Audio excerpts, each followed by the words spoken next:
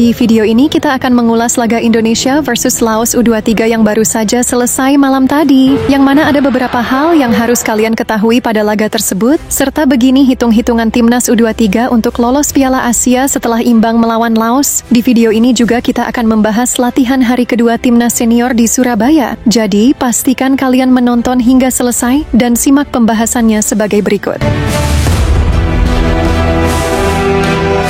Pada laga kualifikasi Piala Asia antara timnas Indonesia versus Laos U23 berjalan sangat wadidaw sekali, mengingat biasanya kita melihat timnas Indonesia pesta gol melawan Laos. Akan tetapi malam ini kita semua justru melihat timnas kita sangat kesulitan mencetak gol melawan Laos.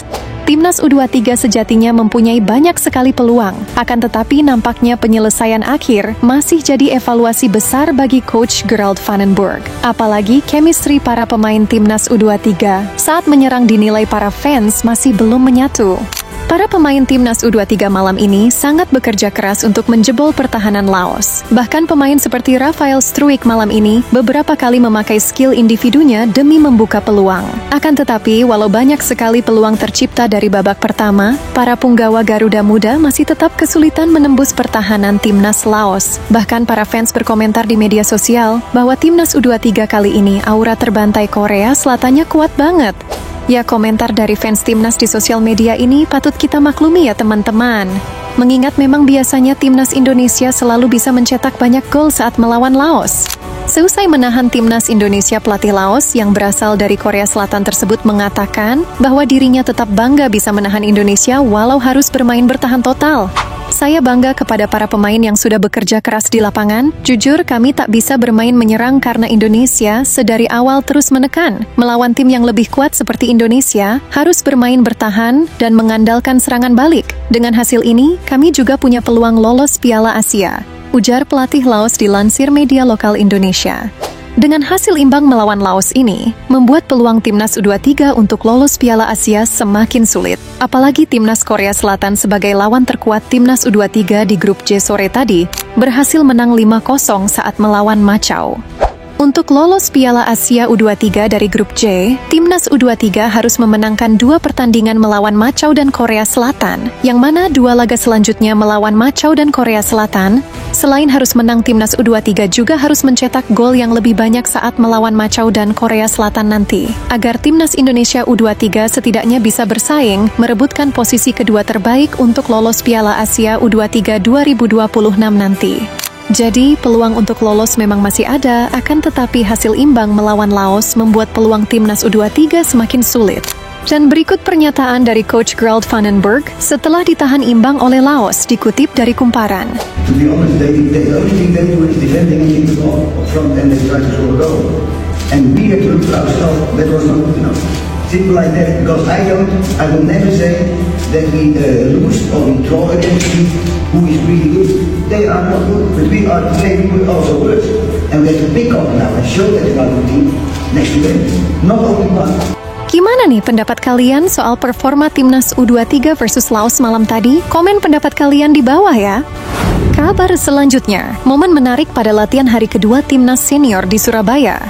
Malam tadi para punggawa timnas senior melakukan sesi latihan hari kedua di Surabaya. Untuk latihan hari kedua timnas kali ini sepertinya tak begitu terekspos oleh media. Akan tetapi ada beberapa momen terlihat pemain seperti Kevin Dix dan lain-lain menyempatkan diri untuk menonton laga Indonesia U23 versus Laos yang berakhir imbang. Saat ini timnas Indonesia sudah masuk dalam persiapan gaya bermain dan taktik jelang melawan China Taipei 5 September nanti. Walau sang lawan yaitu China Taipei dikabarkan tak menurunkan skuad terbaiknya. Akan tetapi nampaknya Patrick Kluivert tetap ingin memaksimalkan 2 laga FIFA Matchday bulan ini. Untuk calon lawan timnas Indonesia di FIFA Matchday yaitu China Taipei, terpantau saat ini baru saja tiba di Surabaya. Untuk kabar timnas senior terbaru hari ini, tentunya kita mendapat kabar bahagia lagi. Mengingat Miliano Jonathan sudah resmi menjalani proses WNI siang tadi dan siap memperkuat timnas Indonesia.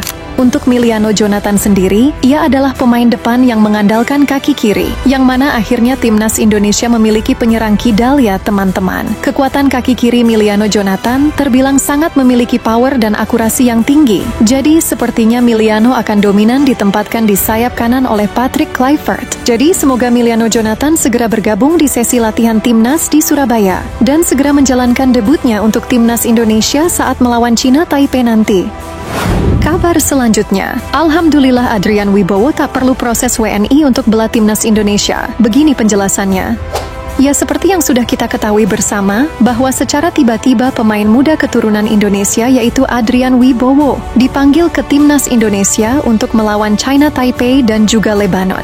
Menariknya di sini adalah Adrian Wibowo ternyata tak perlu menjalani proses WNI terlebih dahulu untuk bisa bergabung bersama timnas Indonesia. Hal ini disampaikan secara langsung oleh Ketua Umum PSSI Erick Thohir hari ini. Berikut pernyataan resmi dari Erick Thohir perihal pemanggilan Adrian Wibowo ke timnas Indonesia. Untuk Adrian Wibowo sendiri tentu berbeda, ya karena memang dia masih bapaknya lahir di Indonesia, dia sendiri punya opsi yang baik. Nanti kita tunggu saja prosesnya. Tetapi tentu kedua pemain ini seperti yang sudah disampaikan tadi oleh Pak Menteri sebelumnya, bagian memperkuat daripada tim nasional kita, dan ini bagian tentu proses penyerang yang memang kita sangat butuhkan saat ini. Mudah-mudahan juga Ragnar juga bisa recover, kita lihat setelah cedera panjang.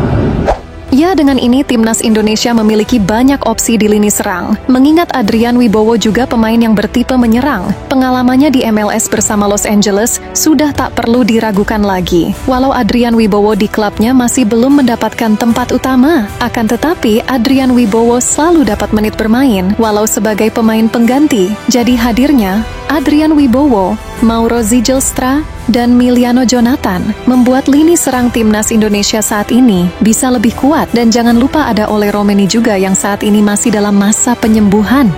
Laga FIFA Matchday melawan Lebanon dan juga China Taipei nanti akan jadi kesempatan bagi Adrian Wibowo dan Mauro Zijlstra untuk menunjukkan kualitas mereka, yang mana para pundit tanah air menilai bahwa jika Mauro dan Adrian Wibowo bermain bagus pada ajang FIFA Matchday nanti, maka tak menutup kemungkinan kedua pemain tersebut bisa masuk skuad timnas Indonesia untuk ronde 4 kualifikasi Piala Dunia Oktober mendatang. Jadi semoga Patrick Kluivert memberi kesempatan bermain Adrian Wibowo dan Mauro Zijlstra saat melawan China Taipei nanti, agar kita bisa sama-sama melihat permainan dari kedua pemain ini ya teman-teman. Gimana pendapat kalian? Komentar di bawah ya. Mari kita terus support tim nasional sepak bola Indonesia di kelompok apapun. Semoga tahun ini banyak prestasi yang diraih oleh timnas Indonesia.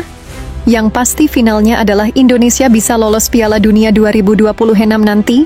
Semoga doa dan harapan kita terkabul ya teman-teman. Terima kasih sudah menonton, semoga kalian sehat selalu dan dilancarkan segala rezekinya. Dan sampai jumpa lagi di video selanjutnya teman-teman. Terima kasih sudah menonton.